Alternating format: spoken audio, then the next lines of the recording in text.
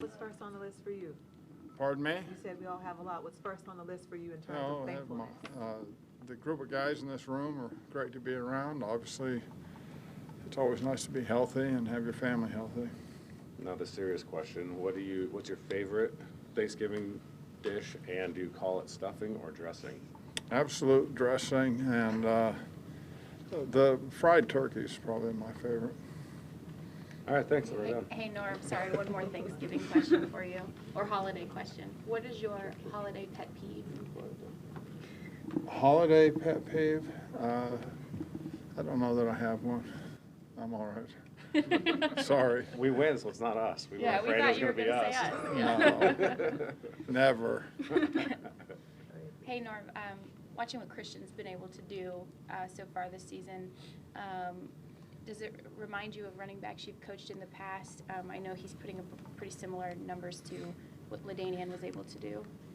He's obviously as complete a back as I've been around. The thing that's lost on it, because everyone talks about the rushing numbers, the number of catches, all those things. He's a great student of the game and a great pass protector. He's really improved in that area over the last year and a half. He's very physical with that, and he takes great pride in it. I think we all know what Chris is capable of doing, and he's going to have games like he's had, the big games. I think the test for any of the guys that you want to start talking about as great running backs is the guys that do it over and over, week after week. And as you said, I've been lucky to be around a lot of guys who've been able to do that for an extended period of time, and Christian fits with those guys.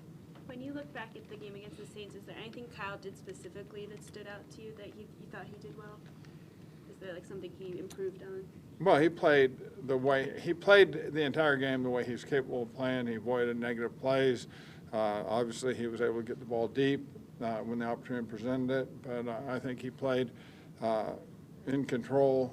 He was very decisive and very accurate. I think even yesterday he mentioned one of the things he was more proud of was holding on to the ball. How much of a conversation has that been, or even just an encouragement for him moving into this part of the season? It's not a conversation. To me, taking care of the football is technique, and his technique was not good early in the year. He's worked real hard to improve that technique, understand when he can take his hands off the ball, take one hand off the ball to throw it, when he has to run to separate from the defense, and then he's getting himself some space so he can throw it. So he's worked real hard at that, and it's shown up in the way he's playing. Van Roten goes to IR. I know that you guys pride yourself on next man up, but what's the loss of him? Because a couple of years ago he was thinking that if he didn't catch on here, he was going to be out of football, but he's been a rock for you guys the last couple of seasons. He's really played well, but, it's the same thing. Everyone goes through this, and we've had a lot of interchanging in that area, so you just someone's got to step up and play. Ron, talking a little bit with Gerald McCoy just about watching young quarterbacks grow in the league.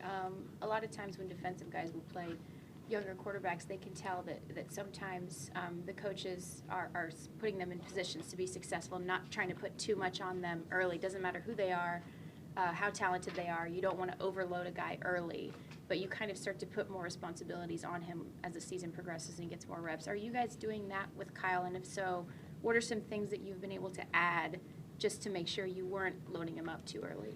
The biggest thing that comes with a young quarterback, the experience of having to, each week you have to change because you see a different defense.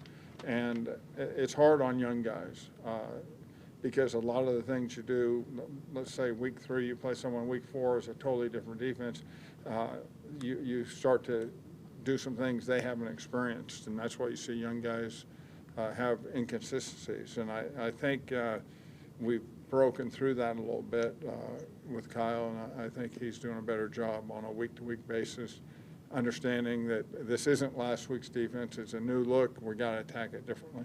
But you have to, I'm sure, set up some constants throughout so he can kind of draw on those things for a baseline. Well, there's always constants, and there's things that you're really good at, and then you have to tweak them for who you're playing.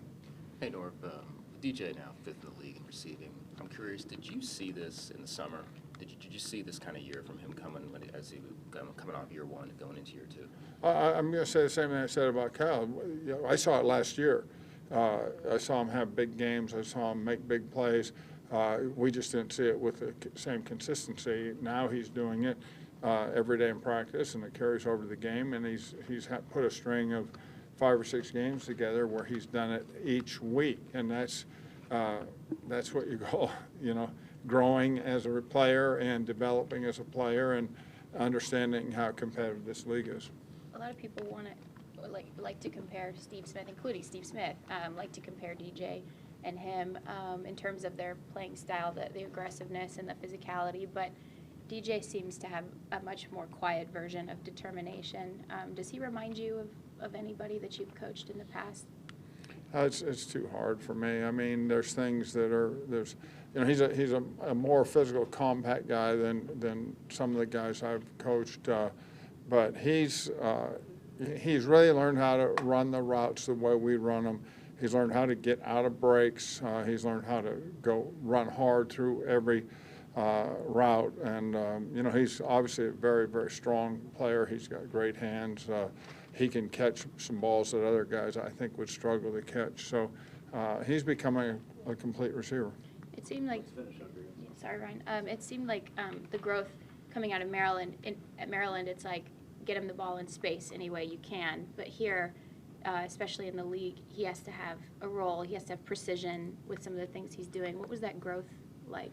Well, it's the same for most of these young receivers. You know, it's the discipline of running routes, the discipline of understanding defenses, adjusting routes based on what the defense is doing, who you're playing against. You know, it's just understanding, like I said, how competitive this league is, and you know, there aren't a lot of easy plays. You got to work to get them.